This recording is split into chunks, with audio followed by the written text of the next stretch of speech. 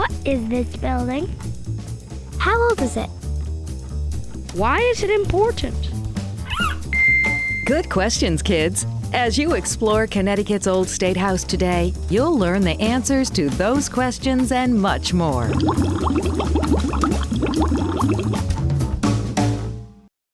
For more than 300 years, people gathered on these grounds to discuss and debate important ideas that shape the Connecticut we know today.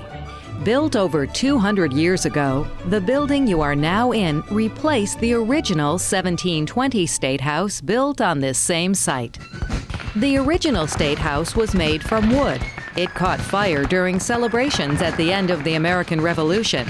And though the State House was repaired, the state government needed more space and began plans for a new brick building. With most of the new State House completed, officials moved into the building in May of 1796.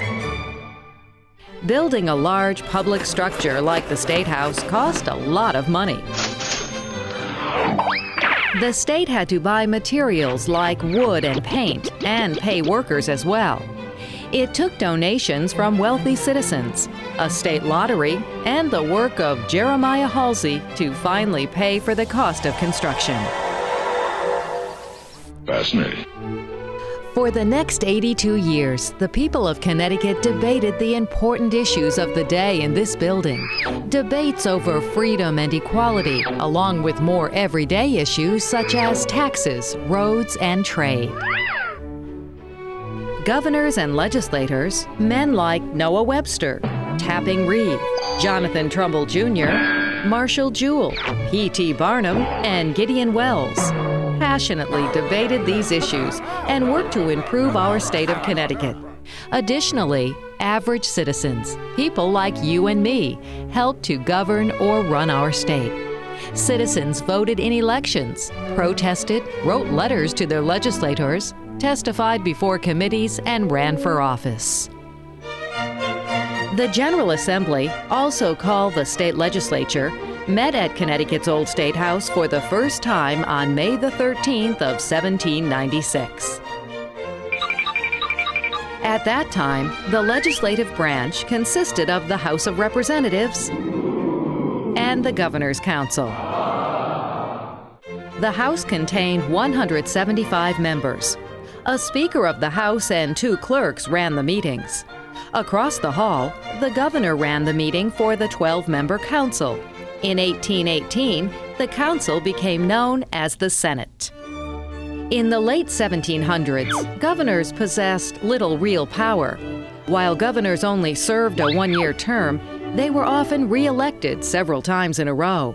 It wasn't until 1820, 24 years after the building was completely finished, when Governor Oliver Wolcott Jr. had an official office in the building. As the governors gained power, their term of office was lengthened to a 2-year term in 1875 and a 4-year term in 1950. All rise. The judicial branch was also located inside Connecticut's Old State House. The Supreme Court of Errors was, at the time, the highest court in Connecticut and had the power to review the decisions made by lower courts. Oyez, oyez, oyez. The Honorable Supreme Court of the State of Connecticut is now open and in session in this place. The opening hearings of the famous Amistad trial were held here in Connecticut's Old State House in 1839 before moving to New Haven, Connecticut, and then on to the United States Supreme Court. From 1701 until 1873, Connecticut had 2 state capitals, one in Hartford and the other by the shoreline in New Haven. This unusual arrangement resulted from the 1662 Royal Charter, in which the King of England combined 2 small colonies, New Haven and the Hartford or Connecticut colony, into one larger colony. The legislature alternated their meetings between the 2 cities until 1873, when Hartford became the sole capital. 5 years later, the government needed more space. They moved to the current state capitol building less than a mile from here. The old State House was then turned over to the city of Hartford and served as City Hall for the next 37 years. During the 82 years of this building's service to the state, the people charted Connecticut's course through difficult years of building a new nation following the Revolution up through the Civil War.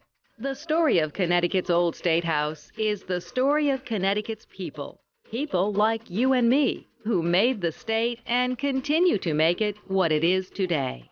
What will you do to make a difference?